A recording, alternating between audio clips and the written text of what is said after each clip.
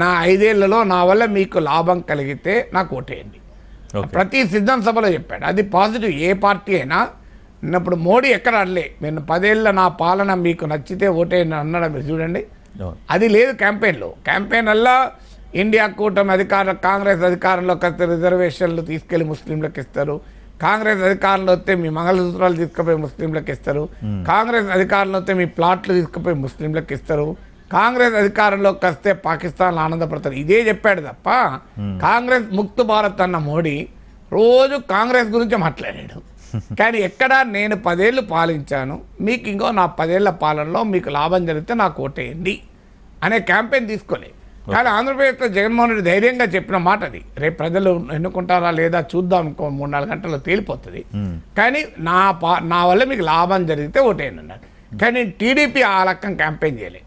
So YCP ఏమో తన పాలన పట్ల మ్యాండేట్ కోరింది, టీడీపీ ఏమో నా పాలనలో మీకు లాభం జరిగితే ఓటేయండి. అంతకుముందు జగన్మోహన్ రెడ్డి పాలన 5 ఏళ్ళు చూశారు, నా పాలన 5 ఏళ్ళు చూశారు, మీకు నా పాలనలో లాభం జరిగితే ఓటేయండి అనలే.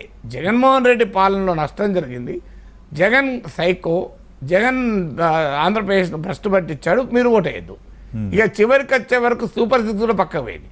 అంతకుముందన్న సూపర్ 6 చెప్పారు. మీకు ఒక్క ఉదాహరణ చాలు, మహిళలకు ఉచిత రవాణా. ఇవాళ జగన్మోహన్ రెడ్డి ఒకవేళ గెలిస్తే ముఖ్యమైనది మహిళా ఓటరు. కానీ దాంట్లో జగన్మోహన్ రెడ్డిని ఎదుర్కోవటానికి ఒక బలమైన ఆయుధం టీడీపీకి ఉచిత బస్సు రవాణా పథకం. ఇది కర్ణాటకలో తెలంగాణలో కాంగ్రెస్కు బాగా ఉపయోగపడ్డ ప్రామిస్. కానీ దాని గురించి ఎక్కడ చెప్పుకున్నారా? చెప్పుకున్నదల్లా చివరికి వచ్చే వరకు భయం, ఫియర్. చాలామంది అనుమానం ఏంటంటే ప్రశాంత్ కిషోర్ హైదరాబాద్లో కూర్చొని డైరెక్షన్ ఇచ్చారు అని. ప్రశాంత్ కిషోర్ ఇట్లాంటి సిద్ధాస్తుడు. సో ఆయన హైదరాబాద్లో ఉన్నాడు ఎలక్షన్ టైంలో, నాకేం సంబంధం లేదు అన్నాడు, కానీ హైదరాబాద్లో ఉన్నాడు. సో అందువల్ల నిన్న రాజ్దీప్ సందేశ్ ఇండియా టుడే అంటాను, ఈ ఎలక్షన్ జగన్మోహన్ రెడ్డికి చంద్రబాబుకే కాదు, ప్రశాంత్ కిషోర్ ఆయన ఐపాక్ టీంకు మధ్య, ఆయన ఐపాక్లో మాజీ కొలీగ్స్ రిషి వీళ్ళకు మధ్య కూడా ఇది ఫైట్ అని అన్నాడు.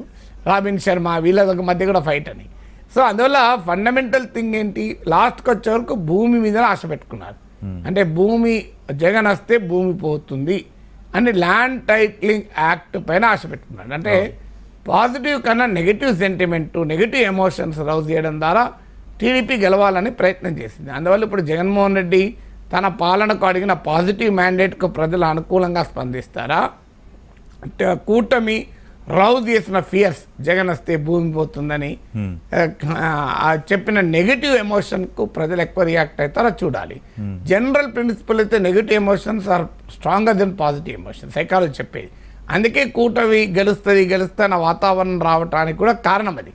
ఎందుకంటే నెగిటివ్ ఎమోషన్స్ జనానికి ఈజీగా అర్థమవుతాయి. సో మరి దాన్ని మించిన పాజిటివ్ ఎమోషన్ కనుక ఉంటే జగన్ గెలుస్తాడు.